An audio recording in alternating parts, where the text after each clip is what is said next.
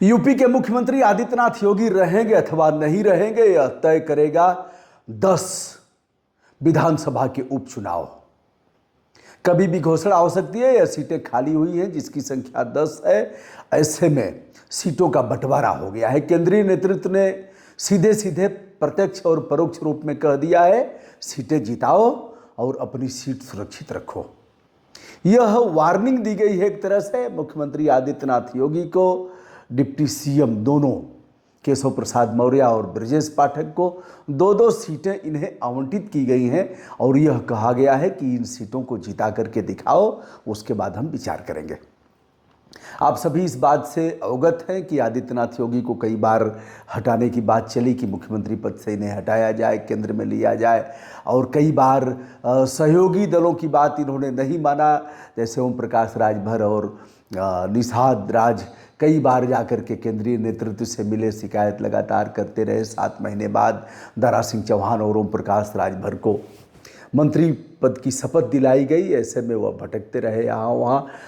इस लोकसभा चुनाव में जो खराब प्रदर्शन रहा है, काफ़ी सीटें कम हो गई। भारतीय जनता पार्टी की 33 सीटों पर लोकसभा में सिमट गई और समाजवादी पार्टी अगर देखा जाए तो 5 से सीधे 37 सीटों पर जाती है। मुख्य मुकाबला इसमें समाजवादी पार्टी से ही है।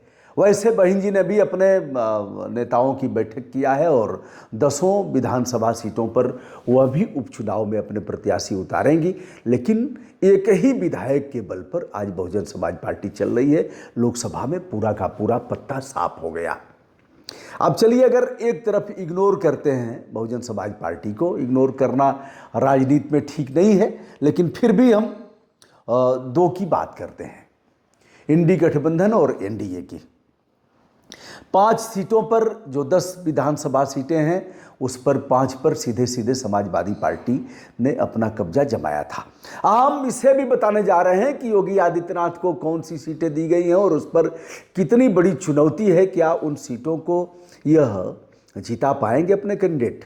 अभी तक तो तय नहीं हुआ है कि चुनाव लड़ेगा कौन। इसमें भी एक खींचतान की स्थिति है। संगठन किसी को चाहेगा, आदित्यनाथ योगी किसी को चाहेंगे, उनके डिप्टी सीएम किसी को चाहेंगे। बहरहाल इन 2 सीटों पर जिनका उल्लेख मैं आज के इस वीडियो में करने जा रहा हूं, इस पर केवल और केवल योगी आदित्यनाथ की चलेगी। वह जिसको चाहेंगे उसी को संगठन टिकट देगा, क्योंकि संगठन भी यह नहीं चाहता कि कल आप यह कहें कि आपने तो अपने मनपसंद व्यक्ति को टिकट दिया था, हम क्या कर सकते हैं। उनकी आम शोहरत ठीक नहीं थी, इसलिए हम नहीं जिता पाए। तो पहली सीट की हम बात करते हैं मिल्कीपुर। मिल्कीपुर अयोध्या का है, जहां से अवधेश प्रसाद मिल्कीपुर से विधायक हुआ करते थे समाजवादी पार्टी के। मुलायम सिंह यादव से लेकर के अखिलेश यादव के समय तक के यह बड़े नेता रहे हैं। उम्र के अंतिम पड़ाव पर है, अब सांसद हो गए हैं। उन्हें लेकर के बार बार लोकसभा से लेकर के और अन्य स्थानों पर अखिलेश यादव दिखाते रहे हैं और अवधेश प्रसाद ने पानी फेर दिया। सारा विकास, सारा दीपदान अयोध्या का, दीपावली और रामचंद्र जी, लक्ष्मण जी, सीता जी हेलीकॉप्टर से उतरे और वह जलवा अयोध्या का, विक्रमादित्य के बाद अयोध्या का अगर वैभव पुनर्स्थापित हुआ तो इनके समय में हुआ, लेकिन सब धरा का धरा रह गया। इनके प्रत्याशी लल्लू सिंह को बुरी तरह से पछाड़ा अवधेश प्रसाद ने और इसकी अनुगूंज देश ही नहीं बल्कि विश्व में भी गई कि अयोध्या में ही भाजपा हार गई। तो एक तो मिल्कीपुर, जहाँ से अवधेश प्रसाद विधायक थे, अब सांसद हो गए हैं, वह सीट रिक्त हुई है। समाजवादी पार्टी ने संभवतः तय कर लिया है कि हम किसे, पासी समाज से आते हैं अवधेश प्रसाद, और अब भारतीय जनता पार्टी को तय करना है, यानी आदित्यनाथ योगी को तय करना है कि यहाँ से हमारा कैंडिडेट कौन होगा। यदि आदित्यनाथ योगी की दोनों सीटें पराभव का मुंह देखती हैं, यानी हार जाते हैं, तो फिर यह भी हो सकता है कि कहा जाए कि 2 सीटें आपको दी गई थी, आप तो जिता नहीं पाए। और केशव प्रसाद मौर्य को भी 2 सीटें दी गई हैं। यदि केशव प्रसाद मौर्य अपनी दोनों सीटों को जिता ले जाते हैं, 1 सीट को जिता ले जाते हैं और यह दोनों सीटें हार जाती हैं, मिल्कीपुर और कटेहरी जो आदित्यनाथ योगी को है, तो फिर केशव मौर्य भारी पड़ सकते हैं। ऐसे में अब जानिए जातीय समीकरण क्या है। अगर जातीय समीकरण हम देखें, केशव प्रसाद मौर्य पर भी बात करेंगे और ब्रजेश पाठक को भी बड़ी जिम्मेदारी दी गई है, यानी करहल की जिम्मेदारी दी गई है, जहां से अखिलेश यादव विधायक थे अब सांसद हुए हैं। ब्रजेश पाठक एक ऐसे व्यक्ति हैं कि इन दोनों की लड़ाई में कभी इधर कभी उधर कुटुरगु करते रहते हैं। अभी बहुजन समाज पार्टी के नेता रहे हैं, तो बताने की आवश्यकता नहीं कि सारे दाव पेच और सारे घाट को जानते हैं। या बीच में कई बार देखा गया कि ब्रजेश पाठक केशव प्रसाद मौर्य के पाले में है, और कई बार देखा गया कि इधर भी मिलते जुलते हैं। कई बैठकों में दोनों लोग गैर हाजिर रहे और योगी आदित्यनाथ ने जो बैठक लिया था उसमें यह दोनों अनुपस्थित रहे, दोनों एक ही साथ देखे गए। चलिए भैया, आप मिल्कीपुर चलते हैं, जहां से अवधेश प्रसाद के बेटे को संभवतः समाजवादी पार्टी टिकट दे सकती है, क्योंकि वहाँ अगर देखा जाए जातीय आधार तो यादव वहाँ 65,000 के लगभग हैं। सर्वाधिक संख्या मिल्कीपुर में यादव वर्ग की है, 65,000 हैं। दूसरा नंबर है पासी का जो 60,000 हैं, और तीसरा अगर देखा जाए तो 50,000 के लगभग ब्राह्मण हैं। मुस्लिम 35,000 हैं और ठाकुर 25,000 हैं। दलित गैर पासी 50,000 हैं। वैश्य और चौरसिया मिलकर के 27,000 हैं। तो अगर जातीय आधार देखा जाए, जो जातीय विभक्त हुए हैं विभिन्न दलों में, तो यादव 65,000 और पासी 60,000। यह तो सीधे सीधे समाजवादी पार्टी के कमोबेश जो भी स्थिति हो या उन्हीं के हैं। मुस्लिम 35,000, इनको भी जोड़ लीजिए। अब इसके बाद ठाकुर अगर जोड़ लेते हैं और ब्राह्मण जोड़ लेते हैं तो ब्राह्मण 50,000 वहाँ हैं और ठाकुर 25,000 हैं, तो यह मिलकर के 75,000 हो गए। और दलित तथा गैर पासी की संख्या वहाँ 50,000 है। अब इसमें आप अपने अपने ढंग से जोड़ लीजिए कि किसको मत कहाँ जाएगा किसका। अब वैश्य और चौरसिया मिलकर के 27,000 है। तो अगर देखा जाए तो समाजवादी पार्टी का जातीय आधार पर जो वोट है वो यादव है, पासी हैं। पासी चूँकि अवधेश प्रसाद हैं तो पासी अवधेश प्रसाद के नाते जा सकते हैं। अवधेश प्रसाद को विधायक बनाया, अवधेश को सांसद बनाया। अभी उनका क्रेज बरकरार है, क्योंकि समय का कुछ अंतराल होता है तो क्रेज में गिरावट आती है।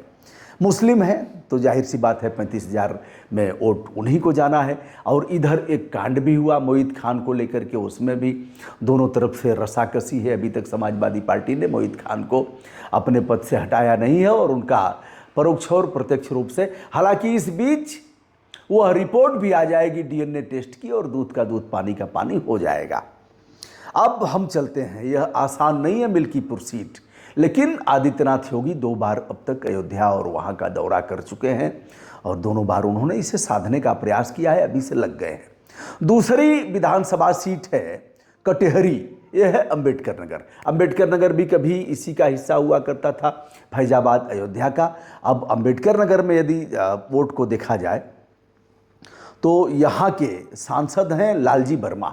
पहले विधायक थे, कभी बहुजन समाज पार्टी के नेता थे, प्रदेश अध्यक्ष संभवतः रहे हैं, और अब लालजी वर्मा सांसद हो गए हैं। लालजी वर्मा की सीट पर, कटेहरी पर, अब किसे समाजवादी पार्टी खड़ा करेगी? अब लालजी वर्मा जी से चाहेंगे या फिर अखिलेश यादव की मर्जी होगी उसे करेंगे। लेकिन अब कटेहरी में यदि जातीय आधार देखा जाए तो मुस्लिम 3,70,000 के लगभग हैं, और कुर्मी देखा जाए तो 1,75,000 के लगभग कुर्मी मतदाताओं की संख्या है। यादव 1,70,000 के लगभग हैं। ठाकुर 1,00,000 हैं, ब्राह्मण 1,35,000 के करीब हैं, और भी कुछ जातियां हैं जिनकी गणना मैं नहीं कर रहा हूं। तो मुस्लिम सर्वाधिक मतदाता हैं कटेहरी में, जो 4.25 के लगभग संख्या बताई जा रही है, और कुर्मी हैं 1,65,000 70,000 के लगभग ये अभी होंगे। यादव हैं 1,70,000। तो यदि मुस्लिम और यादव को ही जोड़ दिया जाए तो यह संख्या बहुत भारी पड़ रही है। ऐसे में जो 2 सीटों को चुनौतीपूर्ण ढंग से आदित्यनाथ योगी को दिया गया है, आदित्यनाथ योगी लगातार अयोध्या का दौरा किए हैं, और खजाना का एक भाग अयोध्या पर ही न्यौछावर कर दिया गया, वह कितना कर पाएंगे। अब हम चलते हैं केशव जी पर। केशव जी भी मोर्चा खोले हुए हैं लगातार। केशव जी मुख्यमंत्री के दावेदार थे, लेकिन अपराही चुनाव हार गए। अब केशव प्रसाद मौर्य को जो जिम्मेदारी दी गई है वह फूलपुर, जहां से वह सांसद हुआ करते थे, फूलपुर ऐसी लोकसभा सीट जहां से जिसने प्रधानमंत्री दिया है, नेहरू वहीं से हुए, और भी तमाम बड़ी बड़ी शख्सियत फूलपुर के बारे में हम कभी चर्चा करेंगे, चर्चा किया भी है, और आप ऐसा नहीं है कि आप नहीं जानते हैं। तो फूलपुर और मझवा 2 सीटें केशव प्रसाद मौर्य को दी गई हैं। यदि फूलपुर और मझवा को जिताने में केशव प्रसाद मौर्य कामयाब होते हैं तो आदित्यनाथ योगी की कुर्सी खतरे में हो सकती है, जैसा कि केंद्र ने चुनौती के आधार पर इन सीटों को दिया है। और अब ब्रजेश पाठक की बात करें, हम इन सीटों पर बाद में चर्चा करेंगे, जो यहाँ जातीय आधार और उनकी संरचना है, पूर्व में क्या था, वर्तमान में क्या है, इसको भी हम लेकर के। अब सीसामऊ एक सीट है कानपुर की, जहाँ से इरफान सोलंकी उनको एमपी एमएलए कोर्ट ने सजा दिया, वह सीट खाली हो गई। और अब देखा जाए तो 5 विधानसभा सीटें समाजवादी पार्टी की थी, और 5 में एक आरएलडी की थी और एक निषाद पार्टी की थी। मुझे नहीं लग रहा है कि निषाद पार्टी को अभी यह अवसर देंगे, भारतीय जनता पार्टी अब उन्हें टिकट नहीं देगी, क्योंकि निषाद पार्टी का प्रदर्शन बहुत खराब रहा है, उनके लड़के स्वयं हार गए चुनाव। और दूसरा जो सुहेल देव भारतीय समाज पार्टी का था, उनके लड़के अरविंद राजभर भी चुनाव हार गए हैं, प्रदर्शन इनका भी काफ़ी खराब था। ऐसे में इन दोनों दलों को तो भारतीय जनता पार्टी घास डालने वाली नहीं है, ऐसा लग रहा है। रह गई बात आरएलडी की, तो उन्हें 1 सीट दे सकती है और 9 सीटों पर यह चुनाव लड़ेगी। तो देखा जाए तो 3 सीटों पर भारतीय जनता पार्टी अपने विधायक जिता पाई थी, और 1 सीट पर राष्ट्रीय लोकदल और दूसरी सीट पर निषाद पार्टी का विधायक हुआ था। अब आगे हम अगले वीडियो में बताएंगे कि केशव प्रसाद मौर्य की जो 2 सीटें हैं उसकी क्या स्थिति रहेगी, और ब्रजेश पाठक को जो 2 सीटें मिली हैं उनकी क्या है, भूपेंद्र चौधरी और इन लोगों को जो मिली हैं सीटें जिताने का जिम्मा दिया गया है। कोई करिश्माई नेता इस तरह का नहीं दिख रहा है जो विशेष प्रकार का चुंबकीय आकर्षण हो और वह कुछ कर पाए।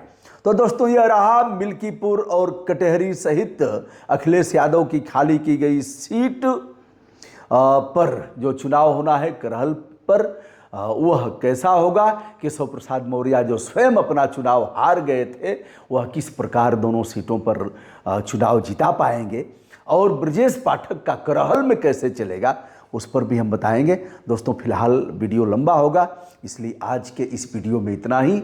आगे 10 विधानसभा के उपचुनाव की सीटों पर पुनः हम अपने ढंग से विवेचन करेंगे। मैं हूं ब्रजभूषण दुबे, संपूर्ण आदर के साथ हमारा प्रणाम स्वीकार करें।